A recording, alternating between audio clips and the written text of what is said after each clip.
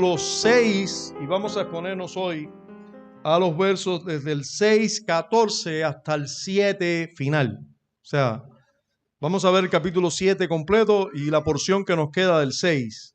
Pero vamos a leer para comenzar a exponer esta porción de las Escrituras. Vamos a leer los primeros versos del capítulo 7. O sea, vamos a leer a partir del capítulo 7 los primeros versos. Vamos a dejar la genealogía que ahí vemos de los primeros descendientes de Jacob para llegar básicamente a Aarón y Moisés. Pero vamos a dejar esta porción del capítulo 6, aunque vamos a dar alguna explicación de él, aunque vamos a predicar de él también, pero vamos a leer por lo importante de esta porción, la primera parte del capítulo 7.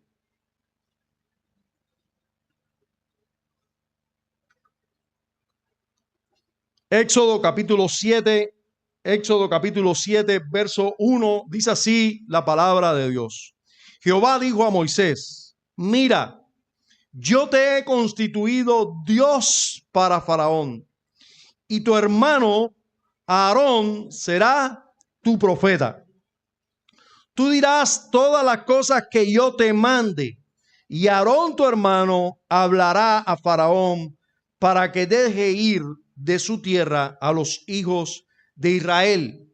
Y yo endureceré el corazón de Faraón y multiplicaré en la tierra de Egipto mis señales y mis maravillas.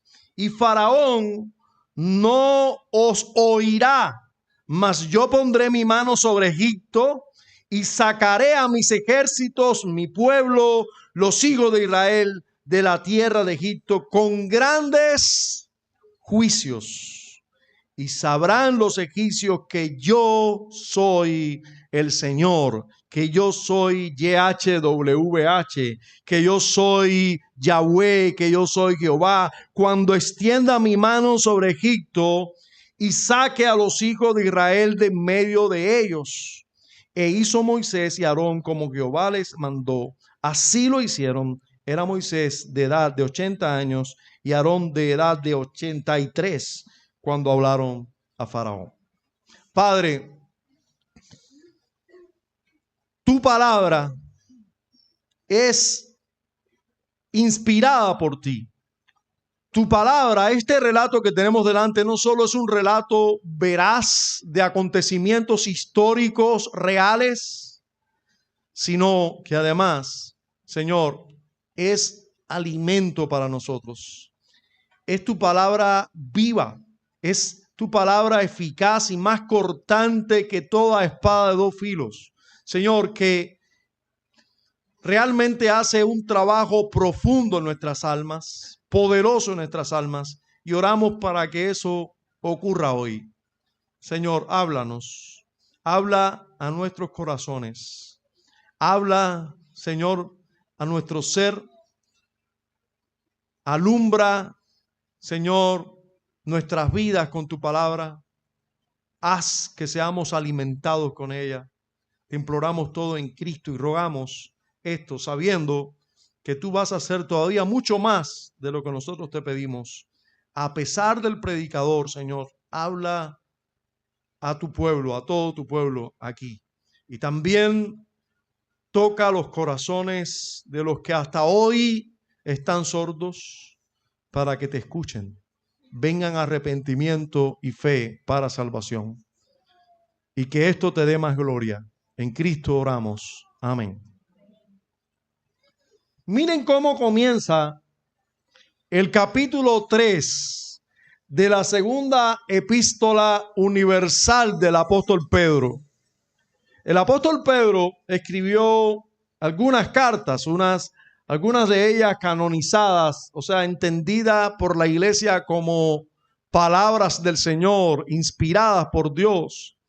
Y el apóstol Pablo, en su segunda carta universal, dijo de la siguiente manera en el capítulo 3 de esta: amados, esta es la segunda carta que os escribo, y en ambas despierto con exhortación vuestro limpio entendimiento, para que tengáis memoria de las palabras que antes han sido dichas por los santos profetas, y del mandamiento del Señor y Salvador dado por vuestros apóstoles, sabiendo primero esto, que en los postreros días vendrán burladores, andando según sus propias concupiscencias y diciendo: ¿dónde está la promesa de su advenimiento?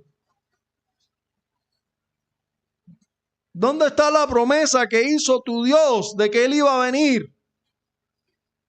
¿Dónde está eso? Porque desde el día en que los padres durmieron, todas las cosas permanecen así como desde el principio de la creación. Y miren lo que dice el apóstol: estos ignoran voluntariamente que en el tiempo antiguo fueron hechos por la palabra de Dios los cielos y también la tierra, que provienen del agua y por el agua subsiste, por lo cual el mundo de entonces pereció anegado en agua. Pero los cielos y la tierra que existen ahora están reservados por la misma palabra, guardados para el fuego en el día del juicio y de la perdición de los hombres impíos. Mas, oh amados, no ignoréis esto, que para con el Señor un día es como 1000 años y 1000 años como un día. El Señor no retarda su promesa, según algunos la tienen por tardanza, sino que es paciente para con nosotros, no queriendo que ninguno perezca, sino que todos procedan al arrepentimiento. Pero el día del Señor vendrá como ladrón en la noche. El día del Señor vendrá como ladrón en la noche, en el cual los cielos pasarán con grande estruendo, y los elementos ardiendo serán deshechos, y la tierra y las obras que en ella hay serán quemadas. Hermanos, esto es ciertísimo. Lo anuncia el Señor y es ciertísimo. Usted dirá, ahora mirando al tiempo del Éxodo, a lo que nos ocupa hoy, ¿usted se imagina cuántos egipcios estarían diciéndole a los israelitas: ¿cuándo es que el Señor de ustedes los va a librar de la esclavitud? Esa promesa que les dio su padre Jacob, de que un día iban a salir de aquí de Egipto. Esa orden que dio José de guardar su resto para el día que salieran de aquí y se lo llevaran. ¿Cuándo va a ser eso, bobos? Ustedes llevan 400 años aquí y se van a morir aquí. Ustedes son bobos, ustedes no tienen ni un arma. Nosotros tenemos las armas. Ustedes no son nadie. Ustedes se van a podrir en Egipto. 400 años.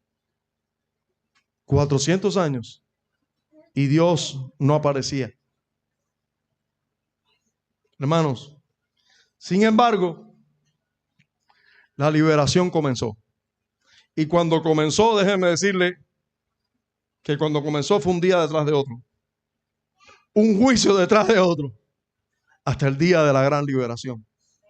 Así comenzó. ¿Cuándo comenzó? ¿Cómo comenzó? ¿Y qué hizo Dios? ¿Y para qué? Lo vamos a ver hoy. Hoy vamos a ver el comienzo de la gran liberación de Egipto.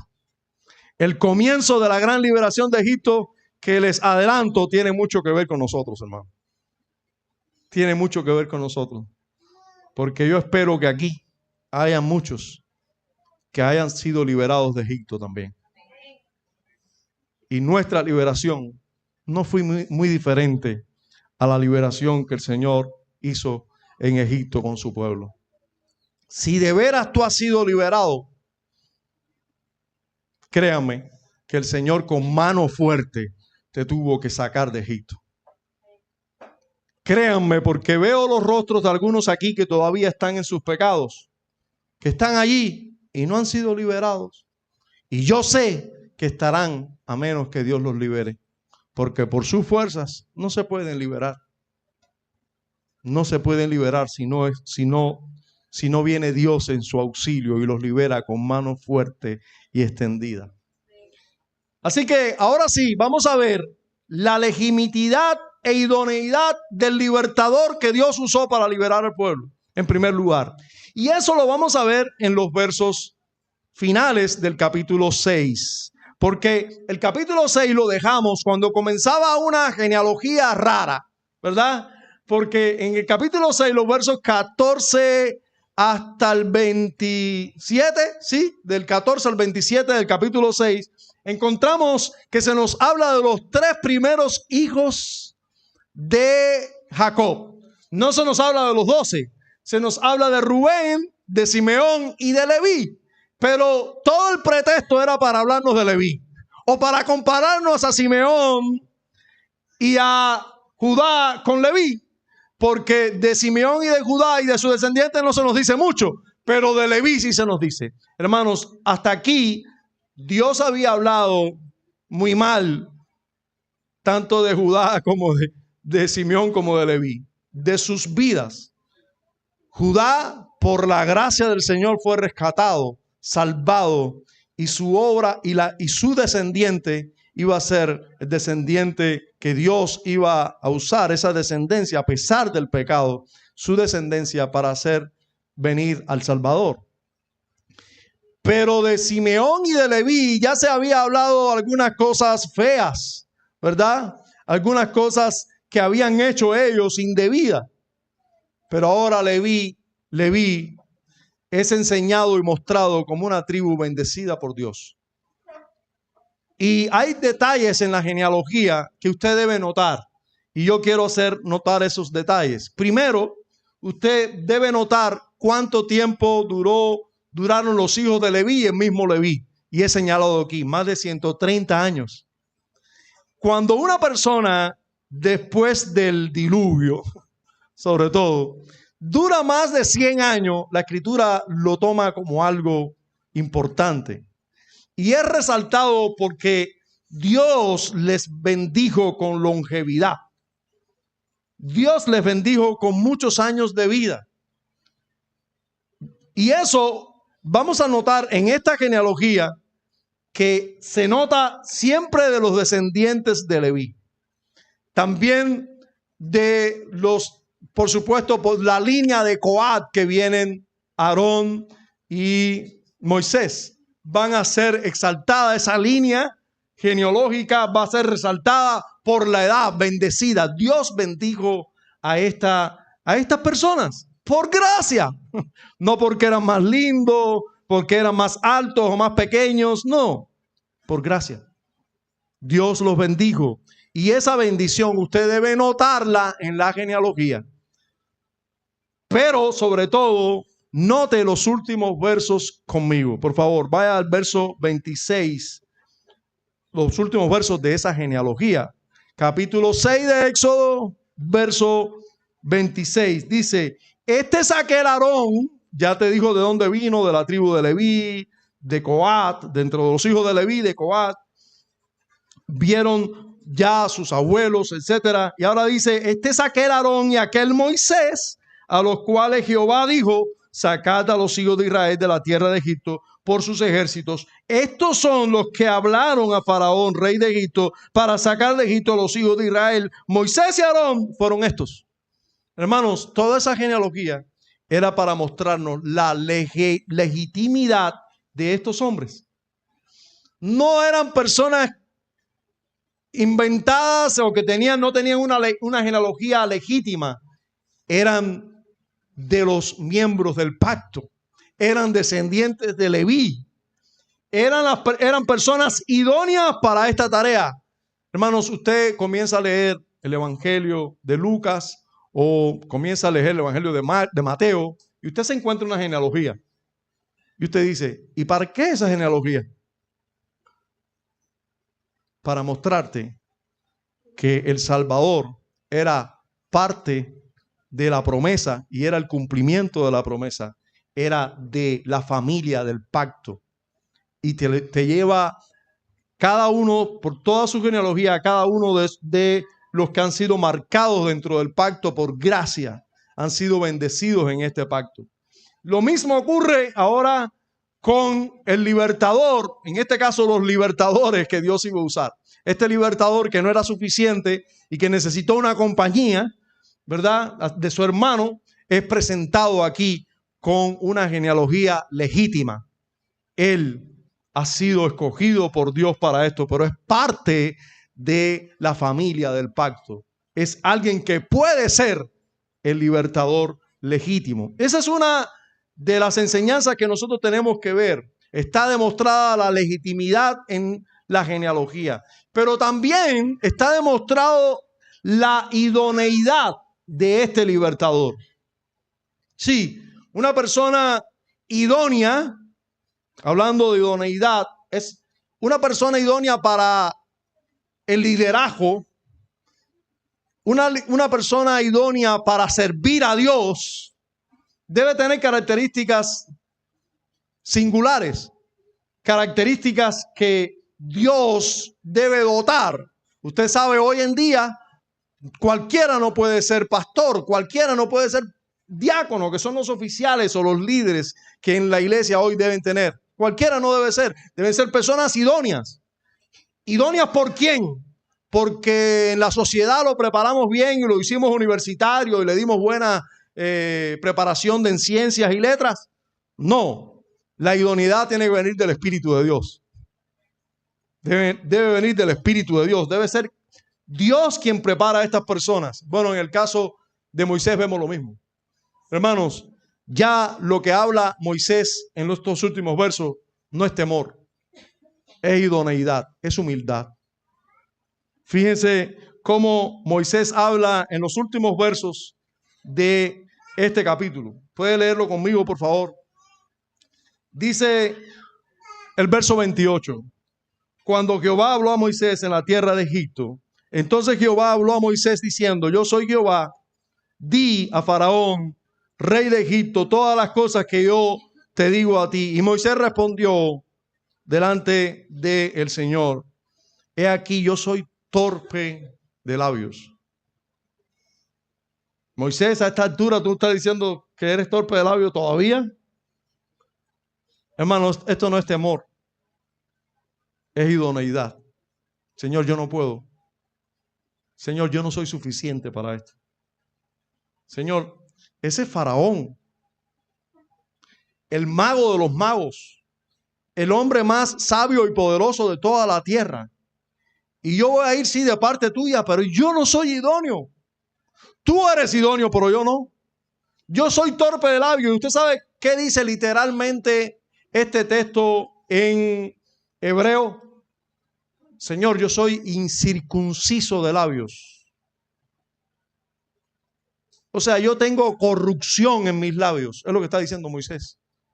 Yo soy un pecador. En otras palabras está diciendo Moisés. Yo no soy idóneo para esta tarea, Señor. Hermanos, eso es idoneidad. Cuando usted vea una persona que dice: yo sí puedo, yo sí puedo, yo sí puedo, mírelo con recelo. Míralo con signo de interrogación.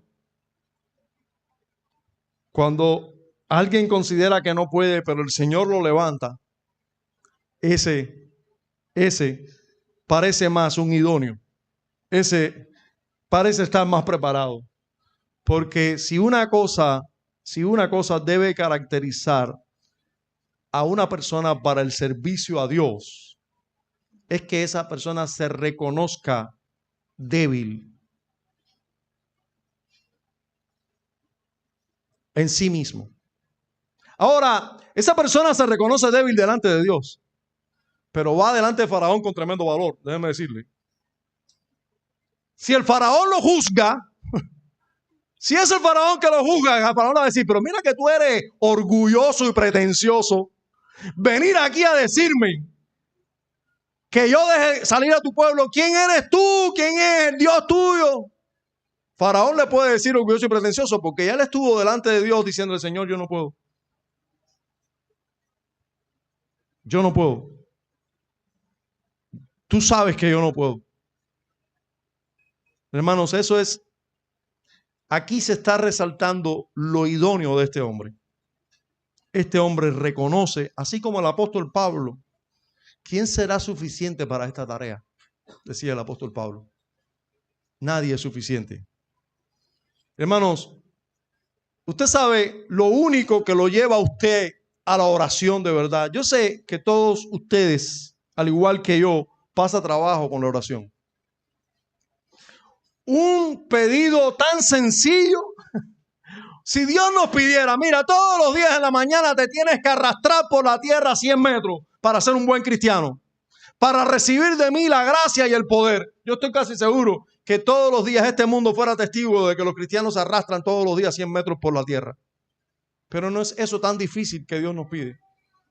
Lo que Dios nos pide es que dependamos de Él en oración, que busquemos su rostro en oración, que les conozcamos en oración, que depositemos todas nuestras debilidades a Él en oración, que vayamos a Él como nuestro Padre en secreto. Eso es lo que nos pide. Y nosotros pasamos tanto trabajo para hacer eso tan fácil. ¿Por qué pasamos tanto trabajo? Es un asunto espiritual. Pero usted sabe cuándo usted va a vencer un poco eso, porque va a estar luchando con eso hasta el día de la venida del Señor. Y yo sé que sí vas a vencer y vas a tener tiempos de victoria y tiempos de menos victoria y tiempos de más derrotas también. Pero lo único que te va a llevar de verdad a la oración, día a día, es que tú entiendas que tú no puedes. Por eso yo creo que la mayor señal de orgullo, yo he escuchado personas decirle orgulloso a otras personas de distintas índoles. A veces tienen razón, todos somos un poco orgullosos, todos nosotros. Tenemos un poco de orgullo pecaminoso, estoy hablando. O sea, no estoy hablando de eso que la gente dice que es el orgullo que puede ser, que es posible. No, estoy hablando de orgullo pecaminoso. Todos tenemos un poco de orgullo pecaminoso. Unos más, otros menos, pero todos. Pero no hay orgullo mayor que el levantarse y disponerse a enfrentar un día sin orar. Aunque tú te enfrentes el día así. Yo soy el más humilde. No, yo no puedo.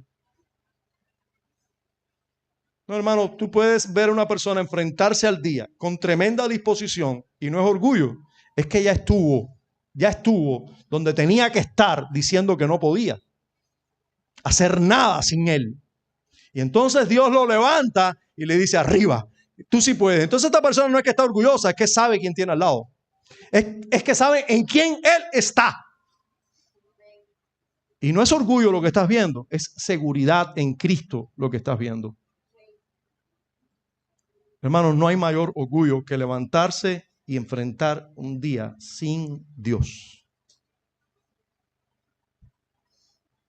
Tú y yo somos tan débiles que necesitamos, pero imperiosamente, la gracia de Dios todos los días. Para Moisés, enfrentar a Faraón con fuerza, decisión y sin temor, tiene que estar primero delante de Dios diciendo, Señor, yo soy un incircunciso de labios. ¿Quién crees que yo pueda ir? ¿Crees que sea yo el que pueda estar allí?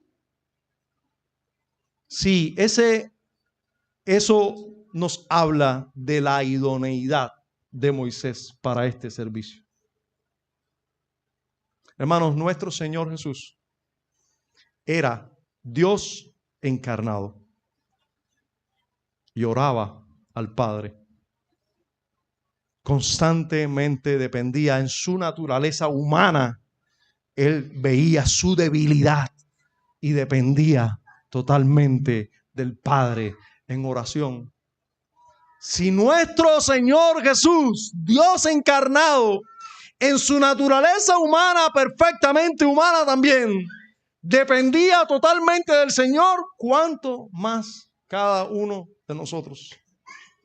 ¿Cómo puedes vivir sin depender del Señor segundo a segundo? ¿Cómo puedes hacerlo? No te extrañes cuando le grites a tu esposa. No te extrañes.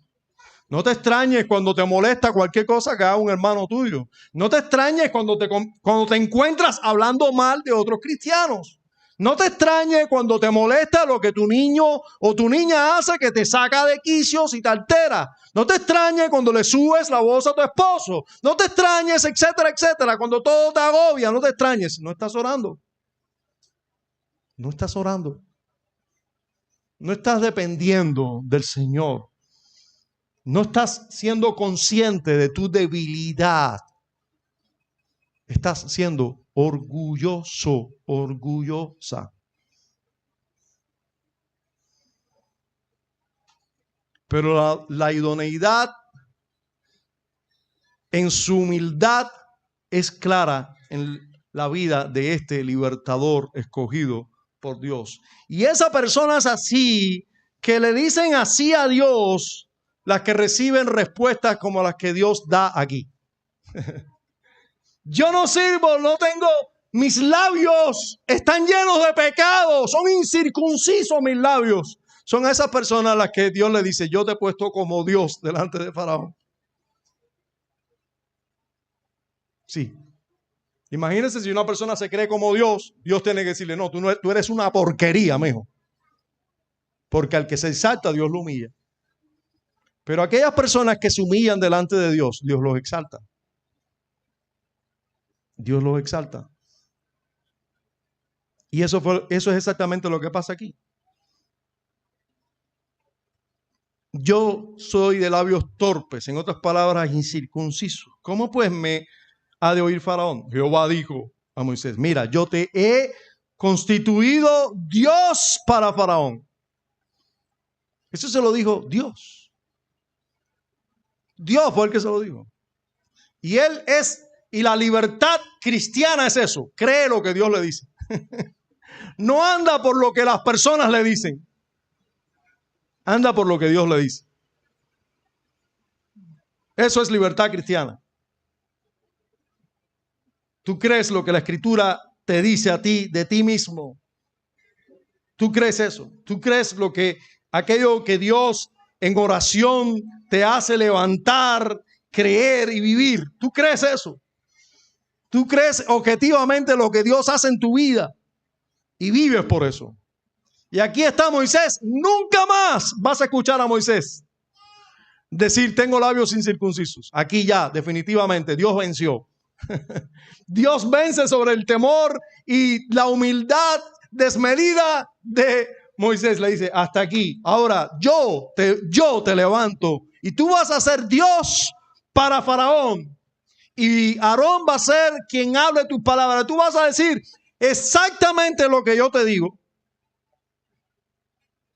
Hermano, todo hombre de Dios, tú eres un hombre de Dios y eres un verdadero creyente en un hogar. Tú eres un hombre de Dios. Tú tienes que ser hombre de Dios en tu hogar.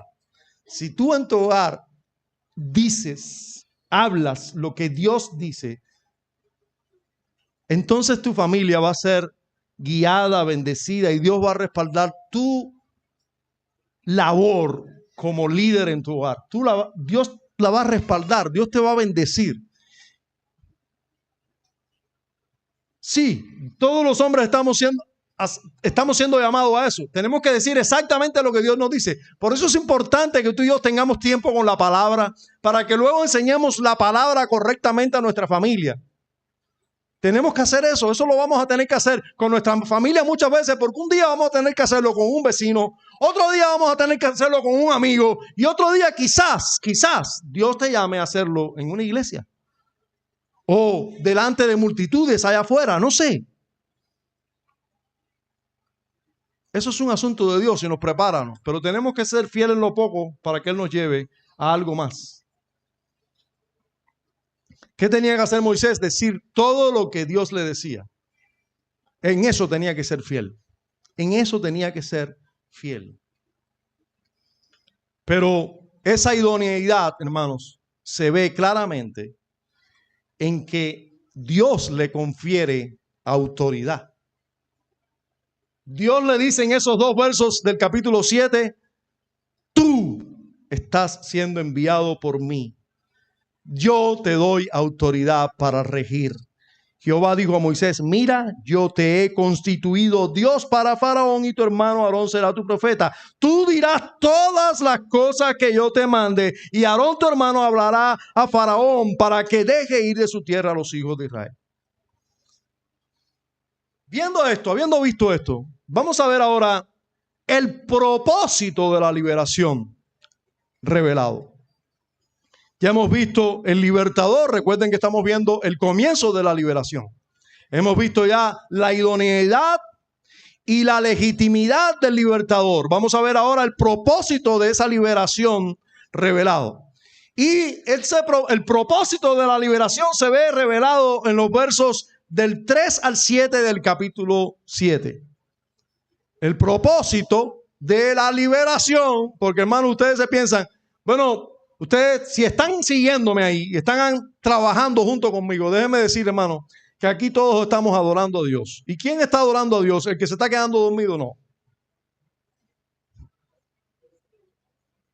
Sí, tengo que decirlo. Si te estás quedando dormido, no estás adorando a Dios.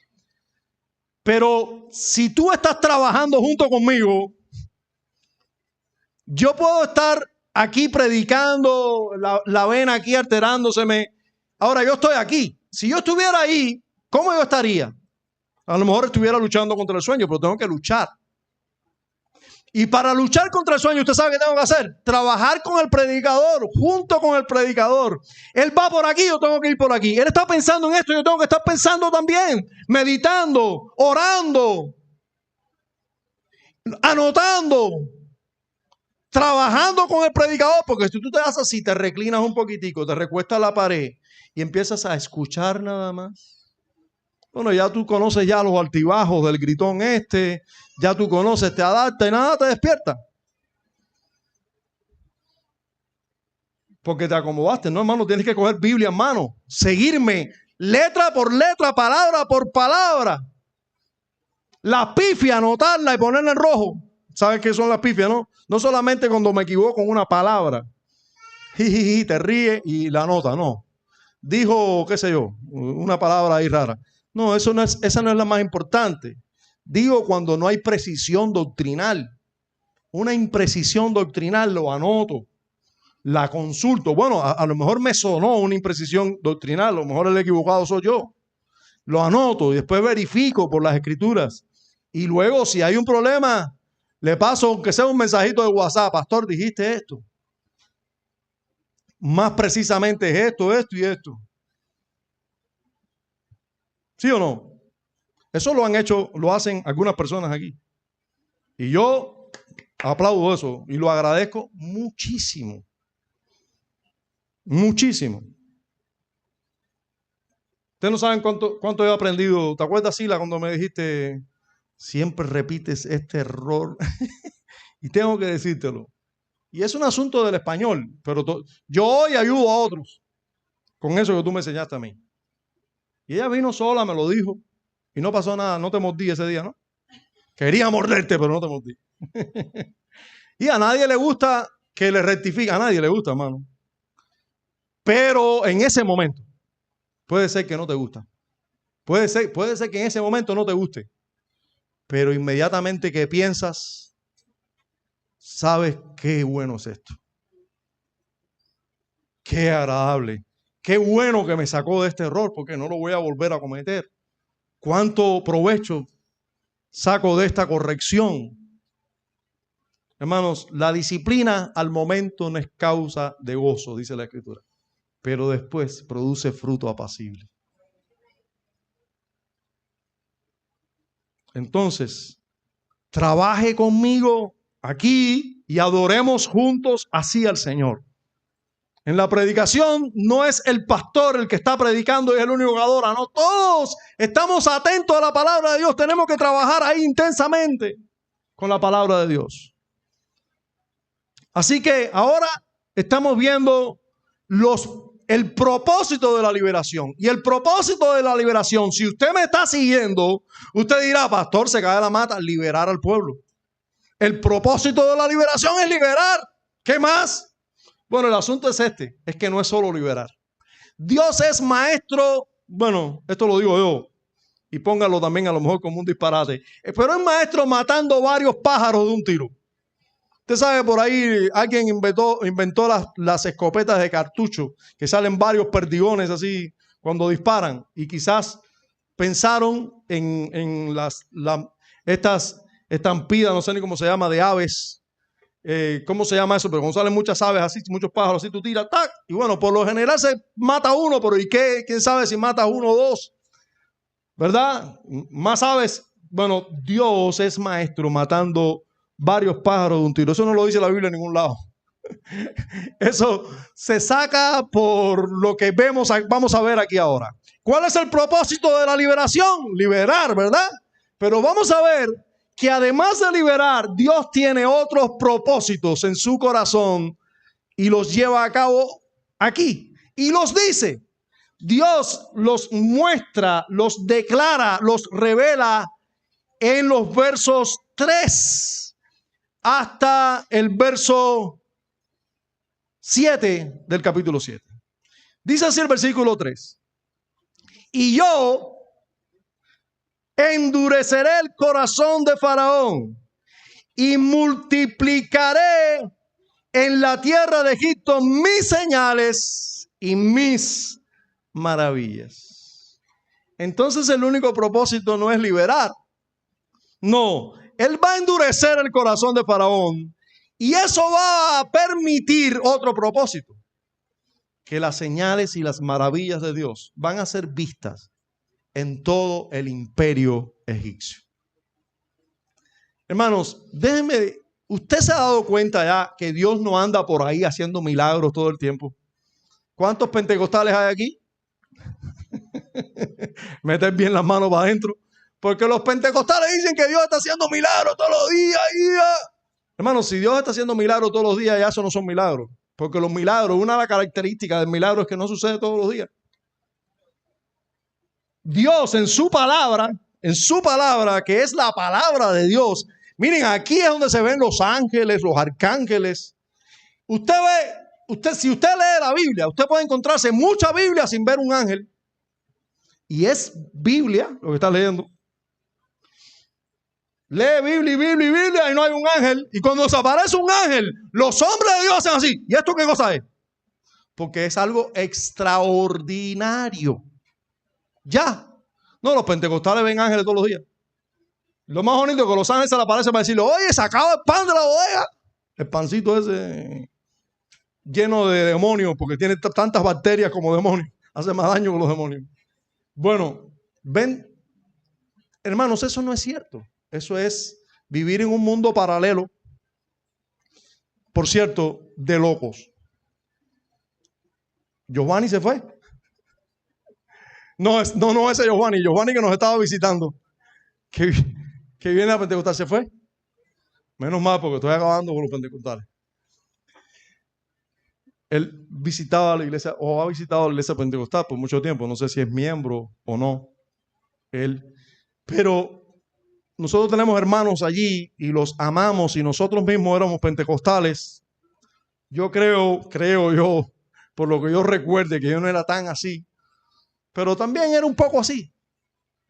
También quizás era un poco así. Miren,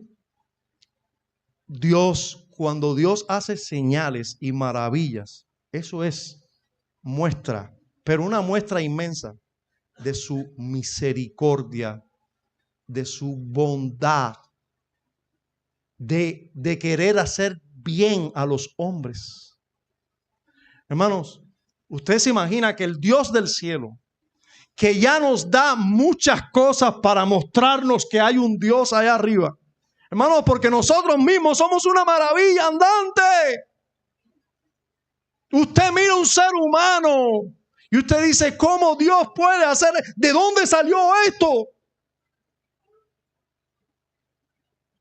Usted se ha dado cuenta que por mucho que se esfuerce el hombre con toda su sabiduría, no sé si usted ha leído esa noticia o ha escuchado, bueno, hoy en día hay tantas noticias, tanta información, que hubo un partido de fútbol entre roboces. ¿Ya supo eso?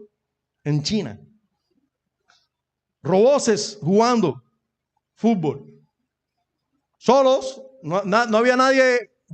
Ellos pusieron la pelota ahí, silbato, no sé si los árbitros eran humanos o eran roboces también, pero hubo un juego de fútbol entre roboces. Fue un desastre. Vaya, estamos comenzando en la robótica. Un día vamos a llegar.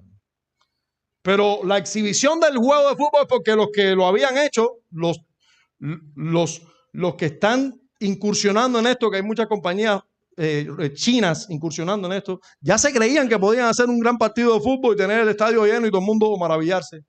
Fue un desastre.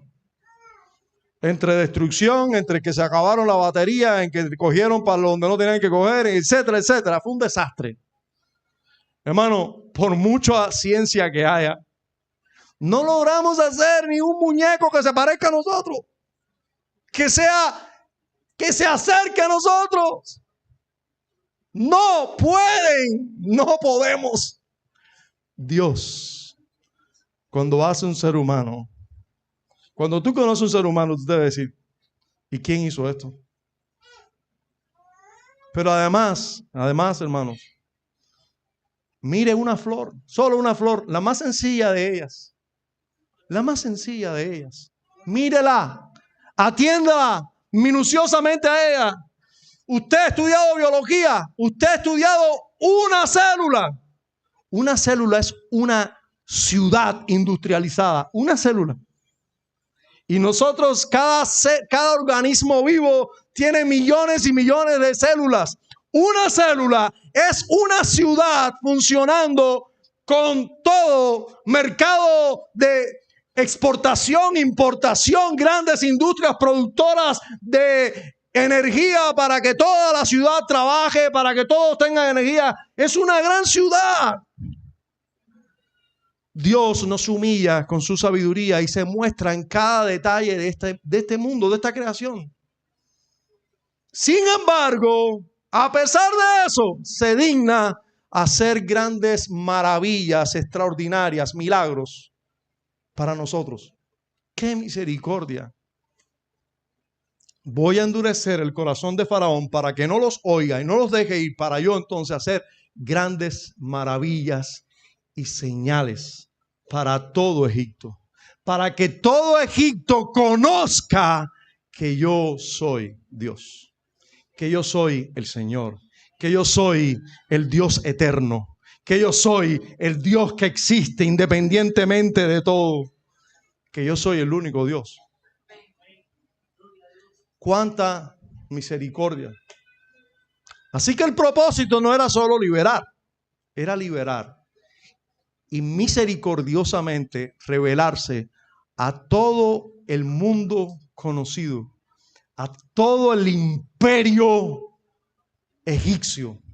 Hermanos, usted sabe que yo estuve esta semana viendo algunos videitos, buscando intencionalmente la cultura egipcia en la época de Moisés. El faraón, que bueno, hay tesis, y no voy a agobiar con eso, búsquelo usted, eso lo puede encontrar. Sobre qué faraón era, fíjense que la escritura ni habla de quién era el faraón, el nombre de faraón no se menciona. ¿Usted sabe qué? Eso tiene un porqué. Aquí el nombre de faraón no es importante, aquí el importante es Dios, no el faraón. El faraón era súper, una persona en la historia súper poderosa, conquistador, el tipo era un salvaje. Pero además usted tiene que saber que en la cultura egipcia era la cultura de la magia negra por excelencia. Sí, la cultura de la hechicería, de la consulta de muertos, de la consulta de los dioses y de los poderes de los dioses y las sabidurías ocultas, y habían libros de ocultismos, etcétera, etcétera. En esa cultura ocultista e idólatra, Dios quiso manifestarse. Cuánta misericordia, hermano. Cuánta misericordia. Dios es misericordioso y compasivo. Y digo esto porque vamos a hablar de los juicios de Dios. Y usted va a ver los juicios y va a decir, oye, se le fue la mano a Dios. Qué duro. Hermanos, qué misericordioso en medio de sus juicios. Qué misericordioso. es nuestro Dios. Hermanos, yo no tengo que ver ninguna de estas historias. Yo no sé si tú sabes que Dios es misericordioso, pero si este hombre que está aquí está predicándote, es gracias a la misericordia de Dios. Porque por su misericordia este que está aquí, no ha sido consumido. Cada día, cuando termina el día, yo puedo decir, Señor, qué misericordioso eres. ¿Cómo no me has consumido, Señor?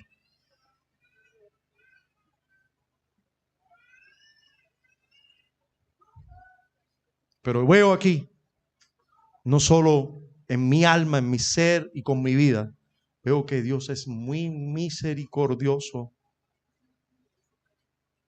con todos los hombres, mostrando su poder, su presencia. ¿Quién es Él? A todos los hombres. ¡Cuánta misericordia! Pero Dios no solo nos revela señales y maravillas, dice el versículo 4, y Faraón no os oirá. No te preocupes que Faraón no lo va a escuchar ustedes. Mas yo pondré mi mano sobre Egipto.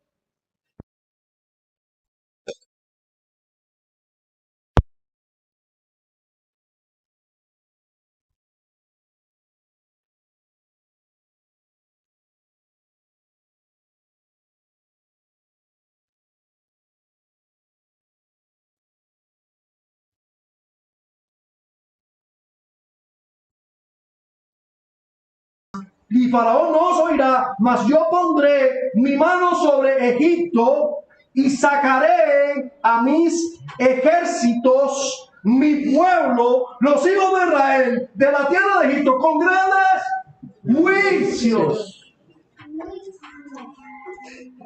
Yo voy a hacer grandes maravillas, sí, y grandes señales, sí, para que todos me conozcan, pero también voy a sacar a mi pueblo haciendo juicio sobre el pueblo que lo ha esclavizado hasta el día de hoy.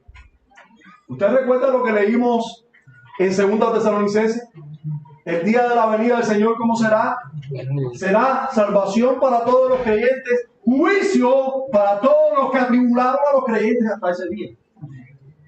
Hermanos, es el mismo Dios. Y aquella liberación, esta liberación, es una muestra de lo que va a ser aquella liberación. Esto es solo un anuncio de lo que va a ser la liberación de nosotros definitiva de Egipto.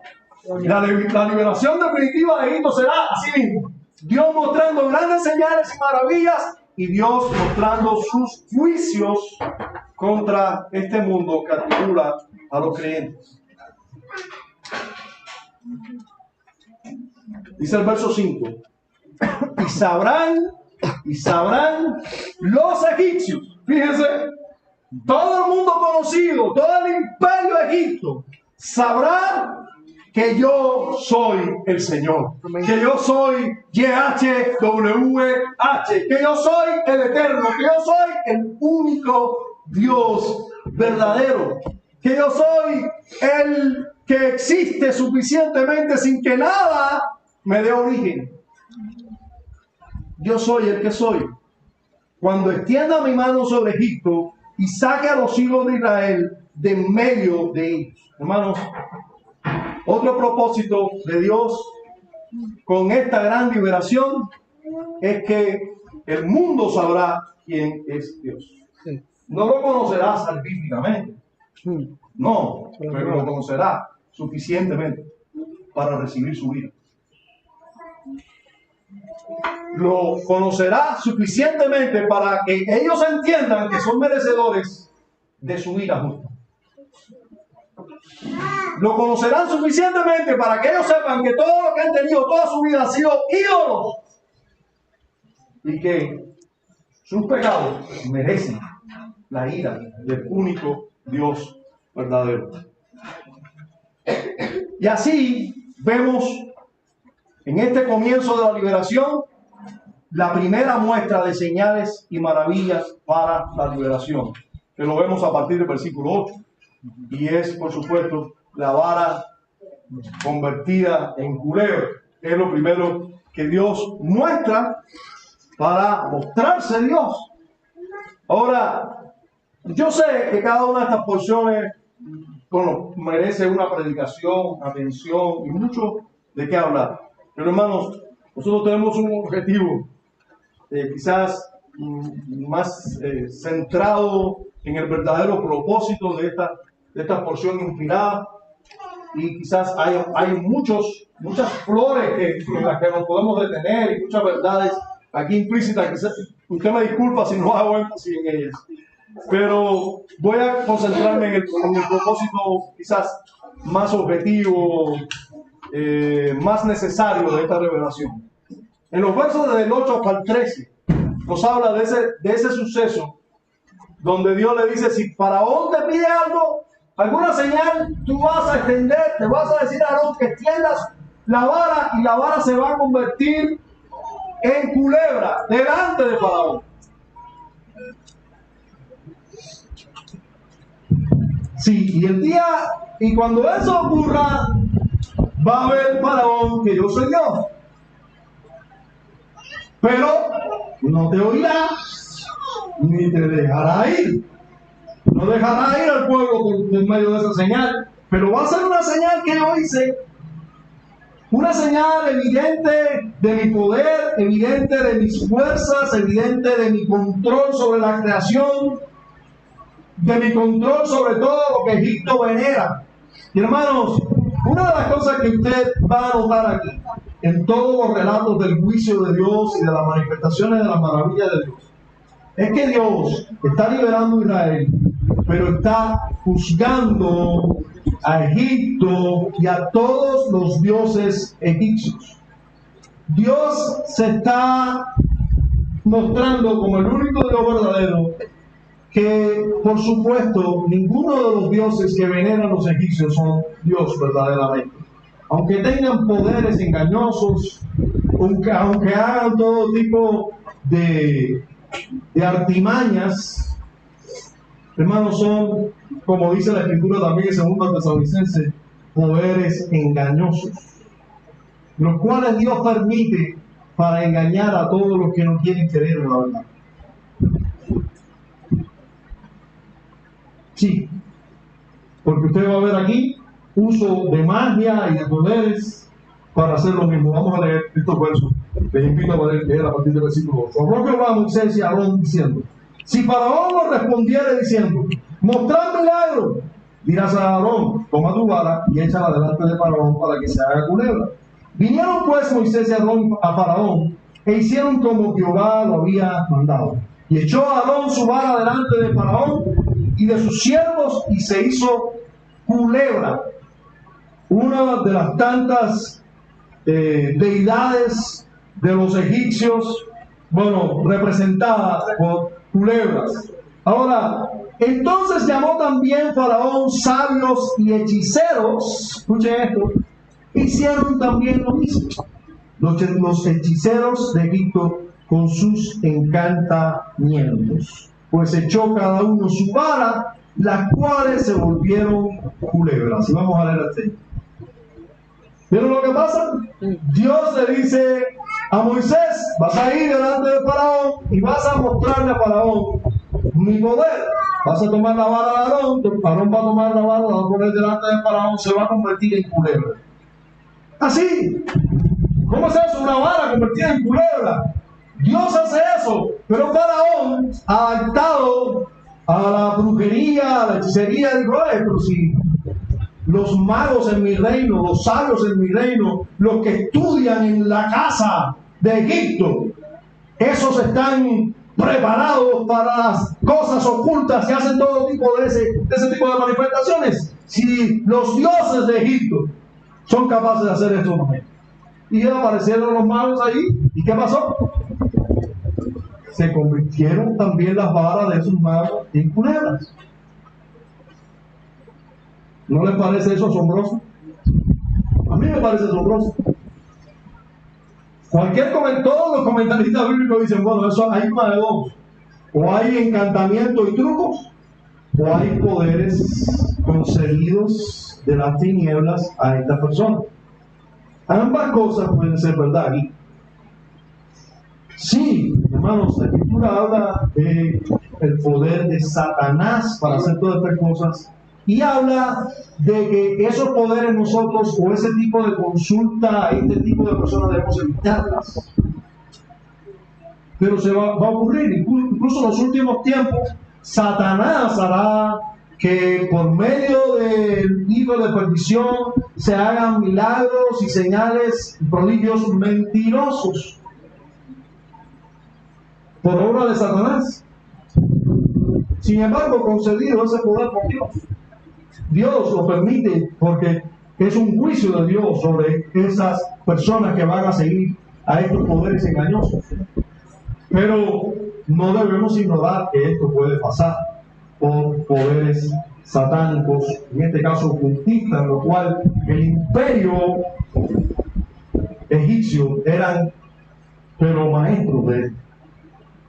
Ahora, eso fue lo único que pasó. Usted tiene que ver la película hasta el final.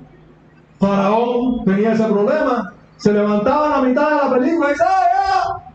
¡Piérdete! No me enseñaste nada. Aquí están, mira, los magos me hicieron lo mismo. Tu Dios no es superior a nuestros dioses.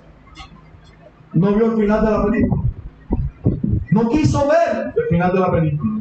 Es interesante, la Escritura usa cada cosa, porque es que nosotros, los seres humanos, no somos ciegos por naturaleza.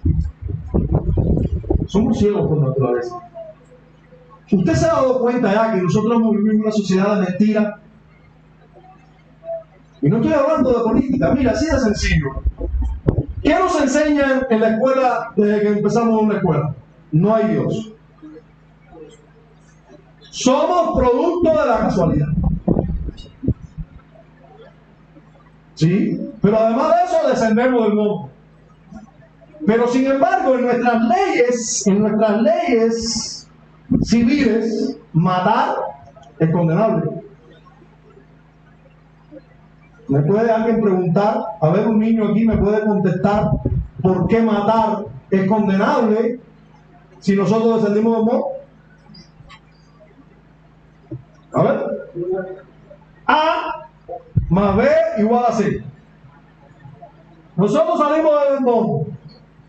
¿Por qué matar es malo? No tiene sentido. ¿Por qué hay personas presas en Wicca por bigamia? O sea, por casarse con dos. En este caso, vi un hombre preso en Wicca porque estaba casado, le demostraron que estaba casado con dos mujeres. Eso es injusto, porque a él le enseñaron en la escuela que nacimos de modo, y nadie ve a un perro con dos perras y después va a matarlo porque es un pervertido. No tiene sentido. O sea, nuestras leyes son sin sentido. Realmente se contradicen a sí mismos. Entonces, yo les digo ahora a ustedes aquí, hermanos, Faraón no quería ver el final de la historia. Se autoengaña a sí mismo. Se autoengaña. Ya, ¿qué pasó después? Se vio clarito. La culebra de Dios se tragó a las culebras de los magos de egipcios.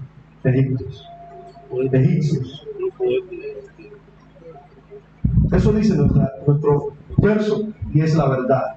Mas la vara de Aarón devoró las varas de ellos. Y el corazón de Faraón, dice en la versión de las Américas, me encanta, porque dice: pero la vara de Aarón devoró. Dice: pero Faraón endureció su corazón. O sea, tenía motivo suficiente para decir: pero espérate. Sí, nuestros magos hicieron magia y se convirtieron, pero la víbora tuya se comió la víbora seca. No, esa parte de la película no lo vio Faraón. Y se endureció su corazón, así como Dios había dicho. El corazón de Faraón se endureció y no se escuchó como Jehová lo había dicho. Hermano, realmente esto es maravilloso. Porque ¿cómo es que no vio eso? Dios es Dios. Y si Él promete que una persona va a ser ciega, no te preocupes que va a ser ciega. Él no tiene que hacer nada para cegar a nadie. Es que somos ciegos naturalmente. No das cuenta, lees. ¿Cuánto hemos crecido en esas leyes? Y vemos normal. Yo sé por qué lo vemos normal. Porque es que la ley está aquí, en el corazón. Pero además, esta cultura, ellos lo quieran tapar con un dedo y todo. Pero este país es del mundo occidental. Nosotros tenemos influencia judeo-cristiana. Por eso a nadie le cabe duda de que matar es malo, robar es malo, ahí el adulterio es pecado. Nadie tiene duda de eso. Fuimos criados así. Esa es la influencia cultural que tenemos, aunque nos estén diciendo somos producto de la casualidad, salimos del mono. Lo que hay dentro de nosotros y nuestra cultura nos dice lo contrario de esa estupidez. Y por eso actuamos. En consecuencia, sin embargo, no he visto todavía ningún abogado en un juicio que diga: hey, todos los de la sala, atentos a mí, esa persona no es ningún asesino, es un resultado de la evolución que viene del mono. Si viene del mono, él puede matar, robar, hacer lo que quiera. Deberíamos. Ustedes ven hasta dónde nos lleva ese tipo de educación. ¿Ven a dónde conduce ese tipo de educación? Ahí conduce. Porque el resultado lógico de esa educación es esa. ¿Quién dice qué cosa es buena y qué cosa es mala? ¿Quién lo dice? Lo dice el hombre. Si nosotros somos resultados, lo dice. Y por eso aquí, matar a ciertas personas es malo para matar a otras.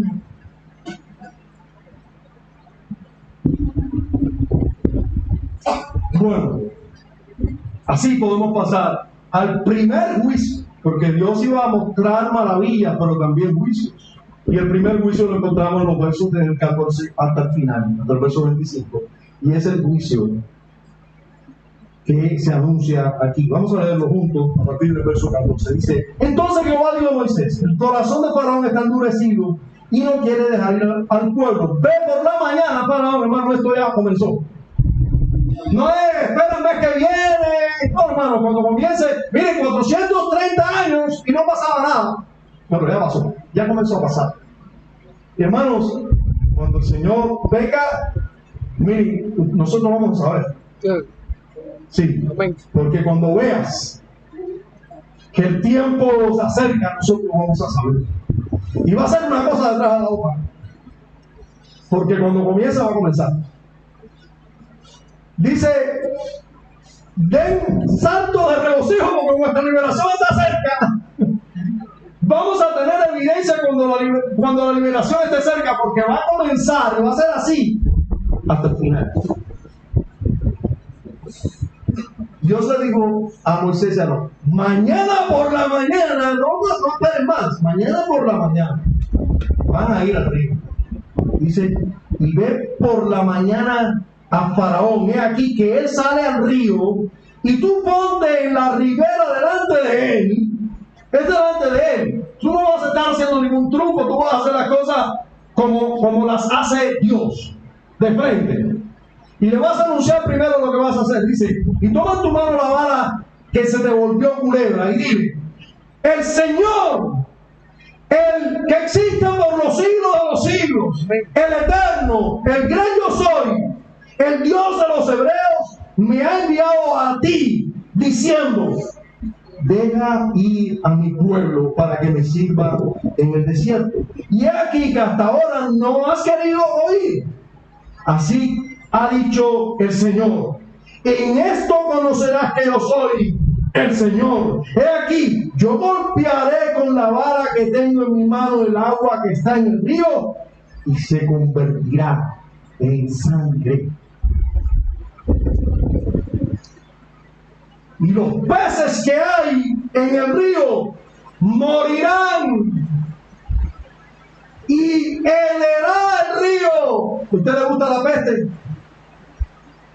No, si no le gusta la peste, es decir que yo creo que aquí se nos está anunciando un poquitito, un pedacito de infierno. Esto es juicio de Dios.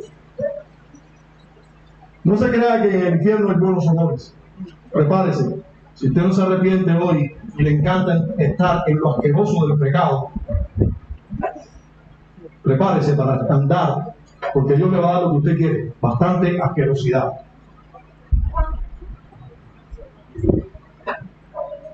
Sí, si tú eres de las que no te gusta compartir tu intimidad solo con tu esposo y quieres regalar tu cuerpo el día entero, prepárate, Dios te va a mandar por una asquerosidad así, porque eso es una asquerosidad.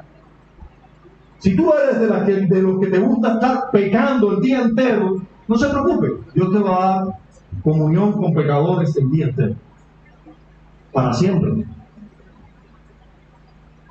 por la eternidad. El agua convertida, el agua del río Nilo convertida en sangre. ¿Usted sabe qué se dice del río Nilo? Tanto los que visitaban antiguamente, sobre todo los que visitaban antiguamente el río Nilo, dicen que el agua del río Nilo es fascinante. El agua, tomar el agua de ese río ha sido históricamente fascinante. Ha sido un agua especial para beber. Dicen los historiadores que todo el que ha bebido agua del río Nilo ha quedado encantado de esa agua. Ya sea pasada por proceso de filtración o no, siempre ha sido un encanto tomar esa agua. Imagínense, fue la primera, esa agua convertida en sangre y apestando, los peces muriéndose dentro del agua, que eso provoca, usted sabe lo que es olor a pez podrido. Espero que usted lo sepa, porque se acuerde. Sí. Pero es horrible, ese olor es horrible. Y aquí se nos dice claramente que el agua los peces iban a morir y que iba a heder. Y los egipcios tendrán asco de beber el agua del río. Algo que ellos amaban, independientemente de que consideraban que el río era guardado especialmente por uno de sus dioses, que nadie tocaba ese río y que le debían toda su vida a ese río, porque cuando crecía el río, año tras año, fertilizaba toda la tierra y de eso ellos vivían. Ellos consideraban el mismo río un dios y consideraban que sus dioses guardaban ese río especialmente. Y ahora resulta que Dios viene y hiela el río, se convierte en sangre y se mueren todos los peces de los cuales también vivían. Y ese río que era toda su vida y que disfrutaban tanto y se deleitaban tanto en el agua de ese río, ahora resulta que ese río era un asco. Hay personas que hoy se deleitan tanto en ciertas cosas pecaminosas que Dios un día le va a mostrar el verdadero carácter de esas cosas pecaminosas, diciendo que apesten delante de ustedes. Así sucedió. Y es curioso, porque el mismo río en el que ellos usaron como un arma contra el pueblo de Dios, asesinando a los niños, tirándolos a ese río, es lo primero que Dios usa como juicio. Ustedes querían sangre, ustedes vertieron sangre inocente en el río, yo voy a convertir el río en sangre, para que sepan.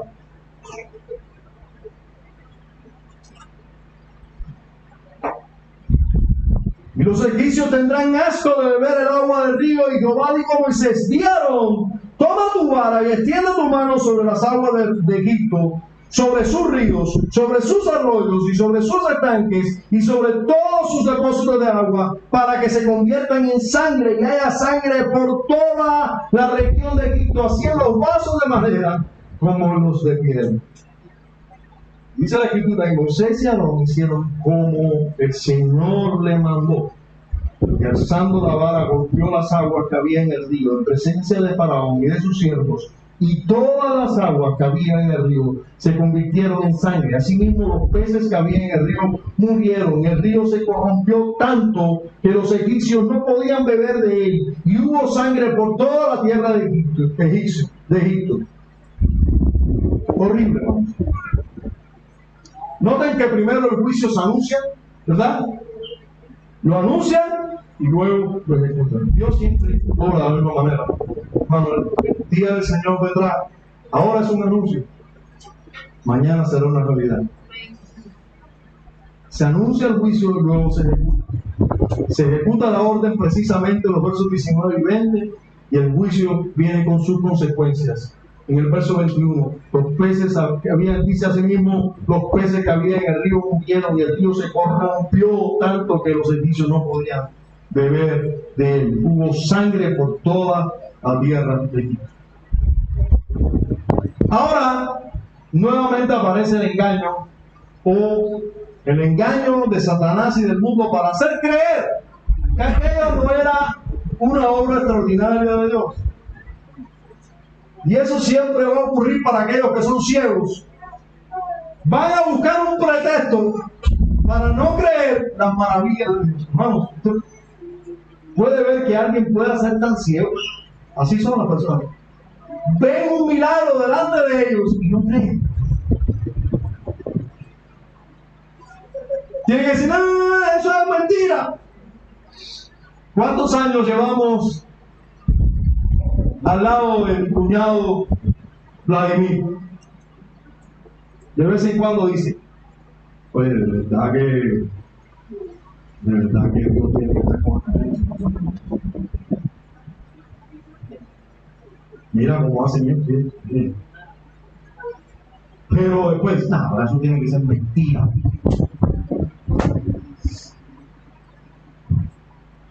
Qué horrible, qué horrible. Pero qué horrible en realidad, porque es real. Vienen después los magos y hacen, dice, algo similar. Dice el texto, vaya conmigo, versículos 22 y 23. Y los hechiceros de Egipto hicieron lo mismo con sus encantamientos. Y el corazón de Faraón se endureció y no los escuchó como Jehová lo había dicho. Dios dijo, no los va a escuchar, aunque vean cosas maravillas, no los va a escuchar.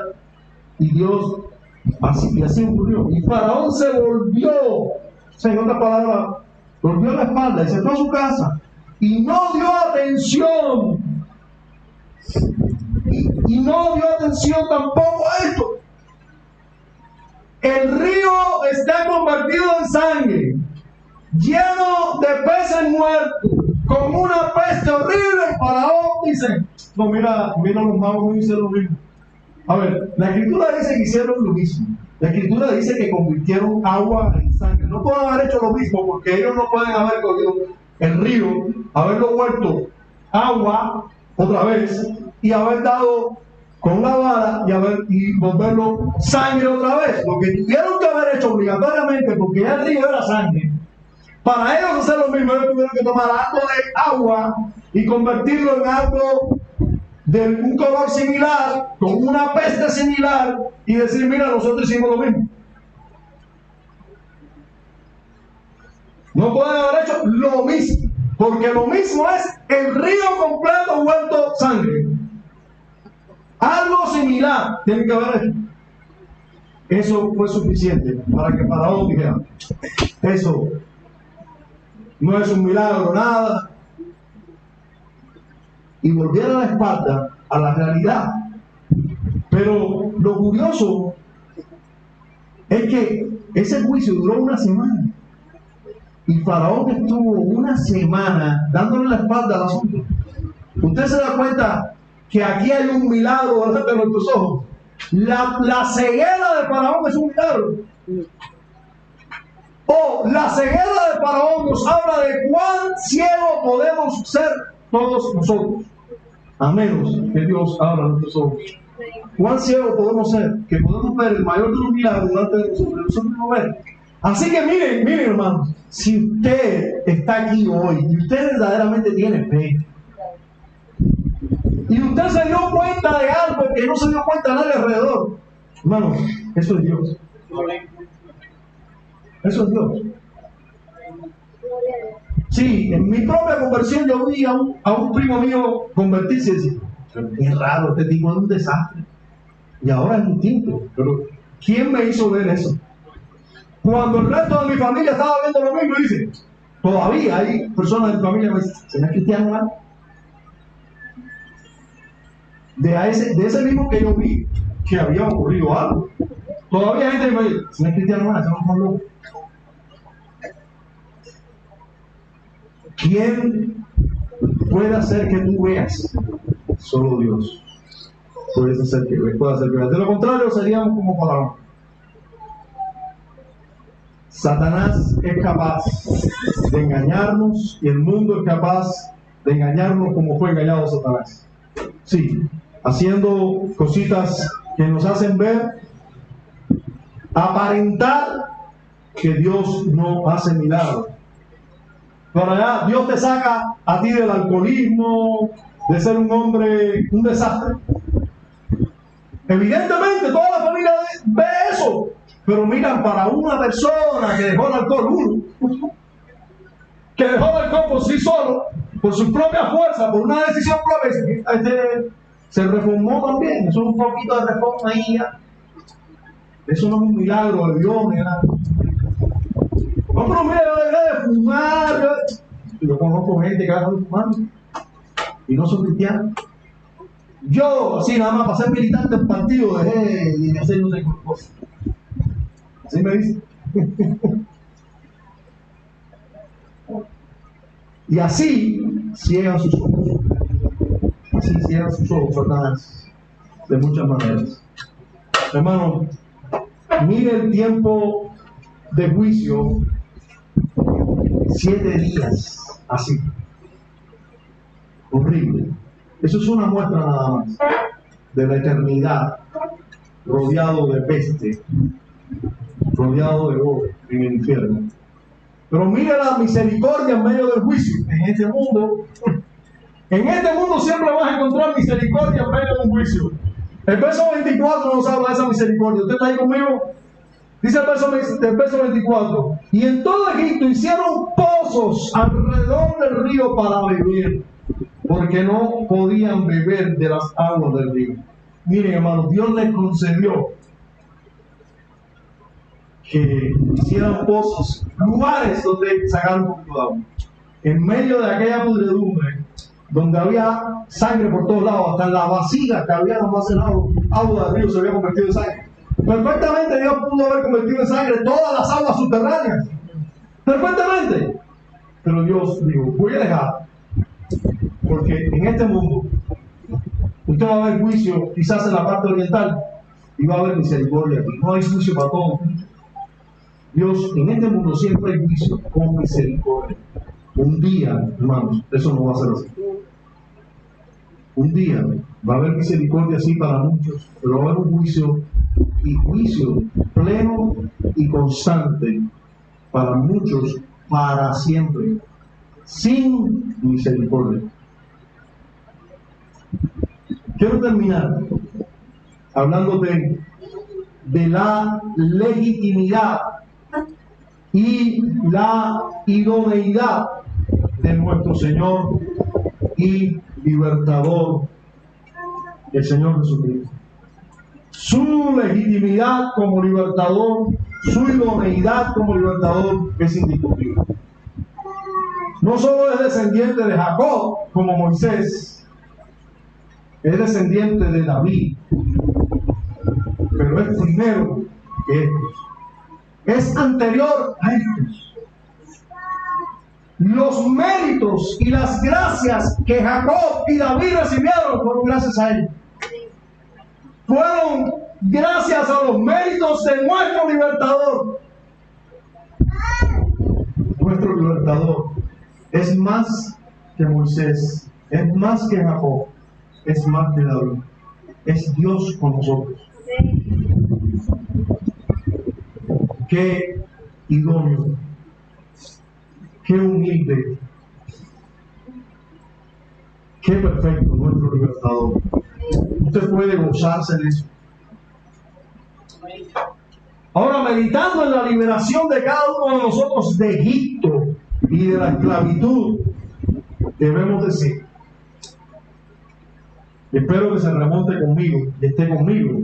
No estoy hablando de que ninguno de nosotros estaba en Egipto cuando fue liberado Israel, de verdad. Pero cada uno de los verdaderos creyentes ha sido liberado de un verdadero Egipto, de una esclavitud, sí, horrible.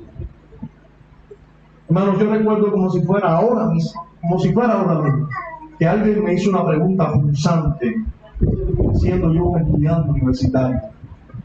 Me dijo: René, ¿y cuándo es el día en que tú vas a estar en una iglesia? ¿Cuándo es el día en que tú vas a venir y vas a ser cristiano? Yo recuerdo perfectamente que con toda mi claridad de conciencia, yo estaba bien clarito en lo que estaba diciendo. Yo estaba claro de mi posición. Yo le dije a esta, que hoy en día es mi hermana, ¿sí? Pero en aquel momento él no era mi hermana. Ella era creyente, yo era un impío. Yo le dije: yo voy directo para el infierno. Yo no puedo dejar mis pecados. Los amo con todo mi corazón. No puedo salir de ellos. Yo veía una escoba vestida de mujer y no podía vivir sin la posibilidad de conquistar. No podía. Y era un esclavo total de mis pecados. Yo recuerdo esa esclavitud perfectamente. Espero que cada uno de los que han sido liberados recuerden esa esclavitud perfectamente, meditando en esa esclavitud. Los 400 años de Israel en Egipto son solo un tipo de todo el tiempo de la paciencia que Dios tuvo para llamarnos de las tinieblas. ¿Usted sabe cuánto pecado soportó Dios pacientemente? Esperó Dios pacientemente que los egipcios hicieran y arremetieran contra su pueblo inclinado a la idolatría de Egipto también, siendo tentado y motivado. Yo a veces me pregunto: Señor, ¿cuánto tiempo, cuán paciente tú esperaste para llamarme? ¿Cuánto pecado tú sabías que yo estaba haciendo, yo estaba cometiendo, y esperaste pacientemente? 400 años de paciencia de Dios en Egipto nos habla de la paciencia que Dios tiene. Que tuvo con nosotros antes de liberarnos de Egipto y que tiene con este mundo para justiciarnos cuando nos libere totalmente a nosotros de este gran Egipto. La paciencia de Dios. Meditemos en su paciencia y seamos pacientes también nosotros los unos con los otros. Seamos pacientes los unos con los otros. Seamos pacientes con este mundo impío también.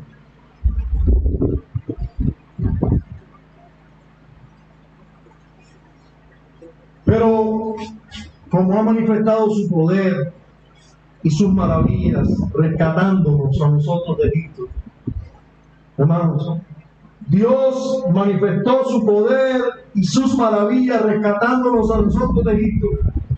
¿Cuánto poder se manifestó para liberarnos? ¿Cuánto poder? ¿Cuánto poder para rescatar a aquellos que no servían, a lo vil y menospreciado?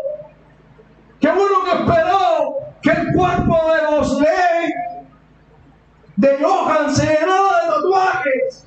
Después que se llenó de tatuajes, que nadie contaba con ellos, que era un desastre, aquel sin pelo, aquel con el pelo de todos los colores. Después que estuvieron así, para mostrar su gloria y su poder, los saca del mundo, los libera de Egipto.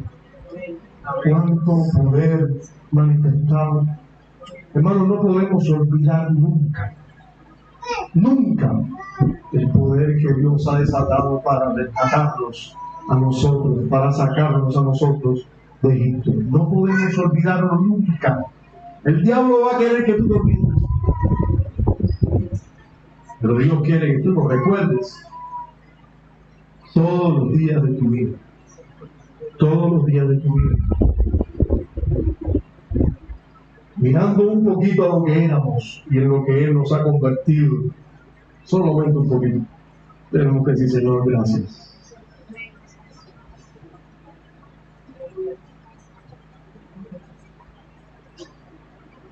Los grandes juicios de Dios sobre Egipto son solo un tipo de los grandes juicios que vienen sobre la humanidad toda. Este mundo y Satanás un día va a ver el juicio de Dios. Así como Dios convirtió el agua en sangre y los peces muertos sumados a la ausencia de agua fresca,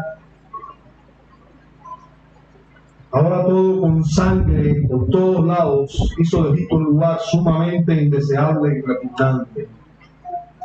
El infierno no será menos repugnante. El pecado y la maldad de los hombres traerá trágicas consecuencias sobre todo el mundo. Un Dios justo siempre hará justicia. Hermanos, amigos que están aquí, no se crea que la asquerosidad de tu pecado va a quedar impune. No se crea que el Dios justo va a ser siempre paciente. Él también es justo. No se crea que un día no vas a ver todos tus pecados cayendo sobre ti y condenándote al juicio más horrible.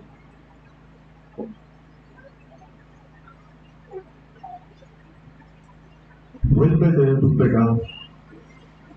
Mira conscientemente a tus maldades.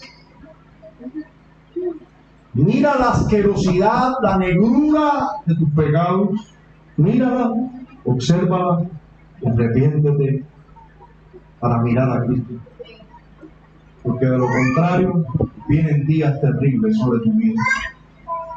La expectativa que hay sobre ti es una expectativa de juicio horrible. Mire por un minuto al Egipto invadido de peste, con un río convertido en sangre y peces corriendo fatal. Y mira el juicio de Dios. Gracias sean dadas a Dios por nuestro sustituto cordero perfecto, que fue entregado por el mismo Dios para pagar por todas nuestras maldades, porque todos nosotros merecemos su justo juicio. Y solo por su bondad, su misericordia en Cristo, muchos vamos a ser librados de la ira de Dios. Todo por su bondad. Padre, gracias. Gracias por mostrarnos la verdad de tu justicia y la verdad de tu misericordia en Cristo. Gracias por mostrarnos que un día vamos a ver el comienzo de la gran liberación, con grandes señales y maravillas, y también con grandes manifestaciones de tu justo juicio sobre todo el mundo impenitente, perverso y vil. Gracias damos por tu palabra, por llamar nuestra atención, por tu espíritu. Gracias. Amén.